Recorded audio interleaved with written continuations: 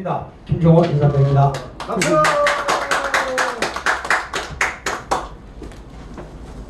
김종호 부동산 TV 제 102회 방송을 지금부터 시작하겠습니다. 오늘의 주제는 언제 부동산을 매수하고 또 언제 매도해야 가장 큰 수익을 얻을 수 있을까, 이런 주제로 강의를 하겠습니다. 우선 부동산 신정보를 말씀드립니다. 첫째, 그린벨트 여러분 아시죠? 개발 금지가 아닌 개발 제한 구역을 말합니다. 최초로 영국에서 시작이 됐는데, 영국은 전 국토의 30%가 임야고 70%가 평야입니다. 임야를 보호하기 위해 도입된 제도입니다. 그 반면에 우리나라는 박정희 대통령이 도입을 했는데 임야가 70%, 평야가 30%, 영국하고 정반대입니다. 전시에 작전상의 그런 목적으로 박정희 대통령이 그린벨트를 지정했습니다. DJ가 7개 대도시를 해제했습니다. 전체 면적의 24%를 해제했지요. 그 개발 제한을 평가는 환경평가의 기준에 대해서 말씀드립니다. 첫째, 표고, 산의 높이.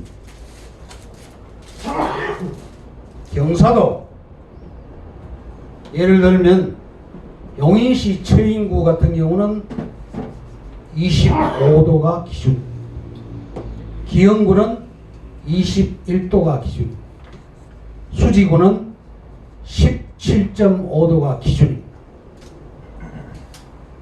세 번째, 식물상, 보호식물이 있는가 없는가. 네 번째, 농업 적성도. 임야는 그 대신에 농업하고는 무관하죠.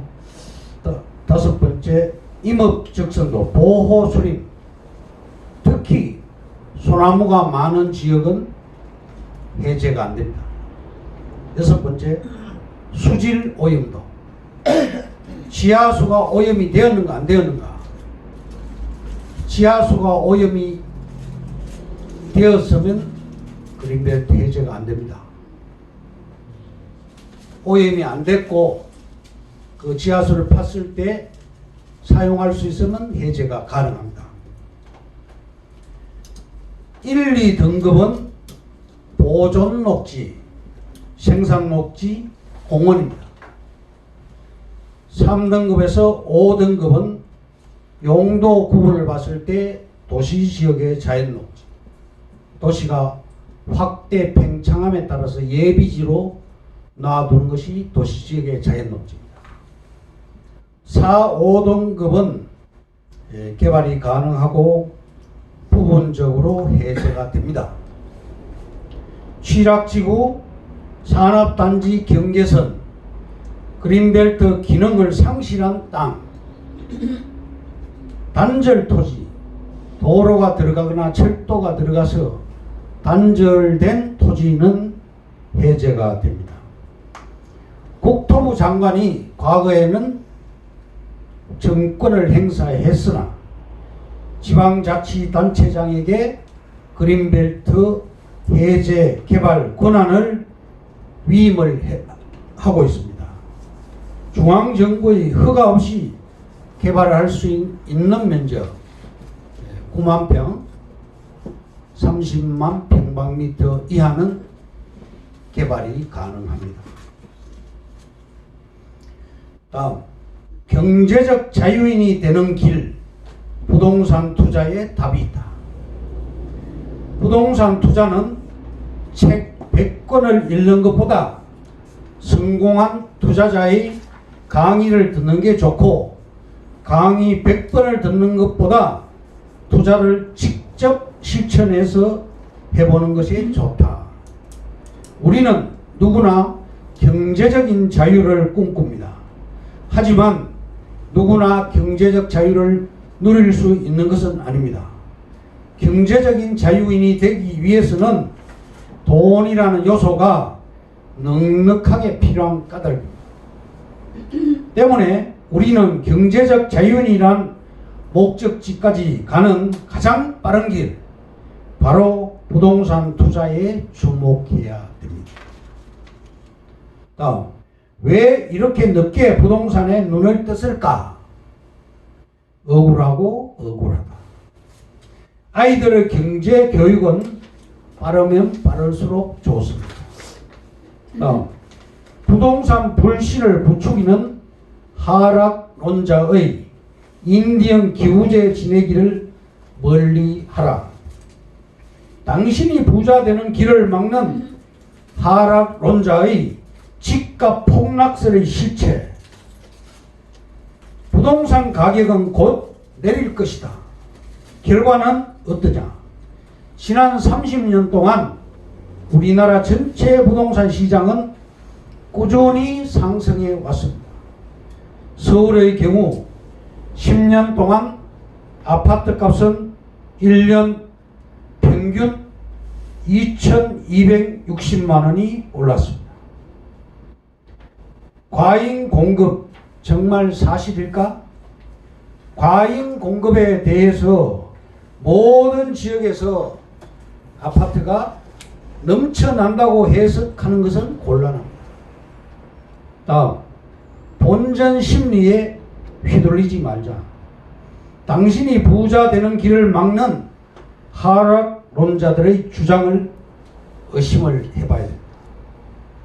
다음, 언제까지 전 월세 부담에 벌벌 떨면서 살 것인가? 당당한 집주인으로 살아가야 됩니다. 부동산 투자는 불로소득이 아닙니다. 다음, 돈의 새로운 규칙, 착한 비전, 곧 빛으로 되돌아온다. 돈은 저축하지 말고 써야 한다. 돈을 소모적으로 쓰라는 것이 아니고 일정 금액이 마련되면 투자를 하라는 뜻입니다. 다음, 부동산 투자 지렛대를 활용하자. 적은 자본으로 수익을 얻기 위해서는 지렛대를 적극 활용할 필요가 있습니다. 부동산의 지렛대는 바로 무이자 대출입니다. 무이자 대출은 바로 전세금입니다. 널리 알려진 갭 투자가 지렛대를 전세금 활용한 대표적인 부동산 투자 방법인 것입니다. 다음, 골리앗과 다윗의 싸움은 피하는 게 상책이다.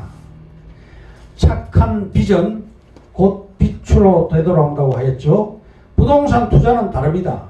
노력하고 공부한 만큼 길이 보이게 됩니다.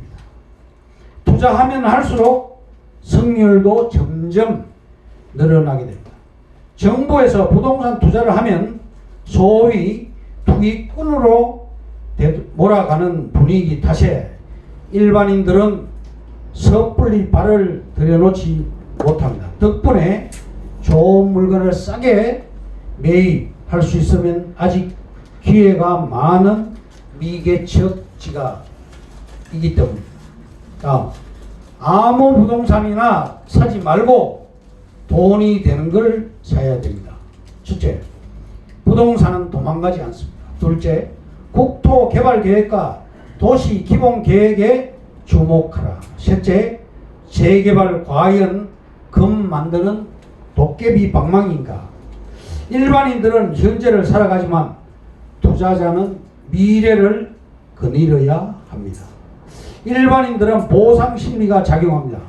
가격이 내려갔다 다시 오르면 본전 생각에 서둘러 매도를 해버립니다. 현지인들은 침체기에서 회복기에 들어서면 힘들었던 과거를 떨쳐버리고 싶어합니다. 반면에 투자자들은 회복기에 들어섰으니 투자 타이밍이라고 판단을 하는 것입니다. 서울의 모 재개발단지 입주권 10년 이상 고생을 하고 가격이 반등이 됐습니다. 그래서 매도를 결심하게 되었죠. 그런데 5천만 원에다가 프리미엄 3,500만 원 얹어서 8,500만 원 투자를 했는데 1년 만에 1억의 수익을 실현한 사례가 있습니다. 부동산 투자로 돈을 벌고 싶다면 일반인들과 다른 투자자의 시각을 가져야 합니다. 꾸준히 공부하고 경험을 반복을 해서 성공할 수 있는 것입니다. 다음, 대한민국의 부동산 현재와 미래가 한눈에 볼 수 있는 것이 바로 국토개발계획과 도시기본계획입니다. 이 두 가지 계획에 주목할 필요가 있습니다. 정부와 지방자치단체가 제작 발행하는 부동산 설명서의 이름은 국토개발계획과 도시기본계획입니다. 똘똘한 한 채 아파트, 수도권 대형 새 아파트에 관심을 가지시기 바랍니다. 정부의 정책 결코 가볍게 여겨서는 안 되는 것입니다. 역대 정부의 정책과 부동산 변동에 대해서 자세하게 풀어드리겠습니다. 노태우 정부 때 주택 200만 가구 건설 정책을 발표를 했죠. 집값이 서울은 42.2% 올라갔고 전국은 43.3% 올라갔습니다. 주택 공급은 결과적으로 271만 가구를 공급을 했습니다. 다음, 김영삼 정부 때 부동산 실명제를 도입을 했습니다. 서울은 2.8%가 하락을 했고 전국 2.0%가 집값이 떨어졌습니다. 집은 가구는 312만 가구를 공급했습니다. 다음, 김대중 정부 때 양도세를 감면했습니다. 전매 제한 폐지 등 부양책을 실시했죠. 서울은 33.2%가 집값이 올랐고 전국 평균 19.3%가 올랐습니다. 234만 가구를 공급을 했습니다. 노무현 정부 때는 종부세를 신설하고 재건축 초과 이익 환수제를 도입을 했습니다. 현재 정부하고 비슷하죠. 집값은 서울이 42.9% 상승을 했고 전국적으로 24.1% 상승했습니다. 253만 가구를 공급을 했습니다. 이명박 정부 때는 부동산 관련 세제를 완화했습니다. 집값은 서울이 1.9% 상승, 전국적으로 13.0% 상승했습니다. 227만 가구를 공급을 했습니다. 박근혜 정부 때는 가계부채 관리 그리고 청약 조정 대상 지역 지정을 했습니다. 집값은 서울 7.5%, 전국 8.6% 상승했습니다. 244만 가구를 공급을 했습니다. 따라서 과열되면 규제를 하고 또 침체되고 규제 완화 부양 정책을 쓰고 다시 상승하는 이러한 현상을 보이고 있습니다. 결론적으로 부동산 투자야말로 타이밍입니다. 경매보다 좋은 금매보다 좋은 대세 상승장이라고 말씀드립니다.